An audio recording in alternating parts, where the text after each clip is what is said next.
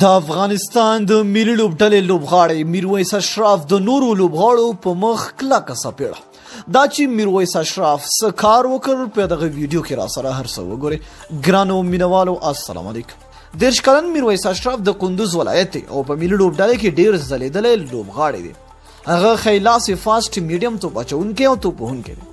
که څه هم میرویس اشراف د افغانستان لپاره خپلې وروستۍ لوبې په 2014 کال کې ترسره کړې دي او له هغه وروسته نوموړي ته په ملي لوبډله کې د لوبېدو چانس نه دی ورکړل شوی. ویل کېږي چې هغه ته څو ځلې په لوبډله کې د اخیستو ویل شوي دي خو وروسته بیا نه دی اخیستل شوی.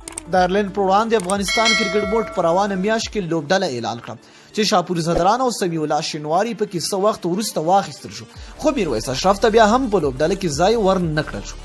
د افغانستان ملي لوبډلې لوبغاړی میرویس اشراف د کندوز په دشتارچۍ ولسوالۍ کې په خپل شخصي لګښت د کرکټ اکاډمي جوړه کړه.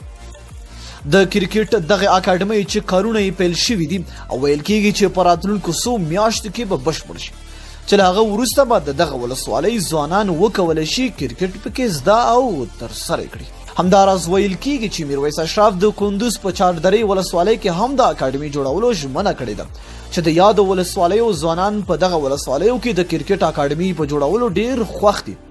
میرویس اشراف د افغانستان لپاره په 40 ورځنیو او 25 شلوریزو لوبو کې ګډون کړی دی. نوموړي په یو ورځنیو لوبو کې 9.05 په اوسط 40 وکټ یې اخیستي دي چې 4.06 اکانومي ده. همداراز په شلوریزو کې بیا د 1.1 په اوسط 14 وکټ ترلاسه کړي دي.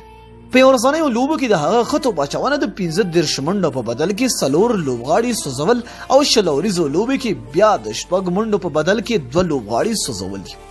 میرویس اشراف په کورنیو سیالیو کې تل ښه ځلیدلی دی چې په وروستیو څو ټورنمنټونو کې جایزې هم ترلاسه کړي دي خو بیا هم په ملي لوبډله کې ورته ځای نشته.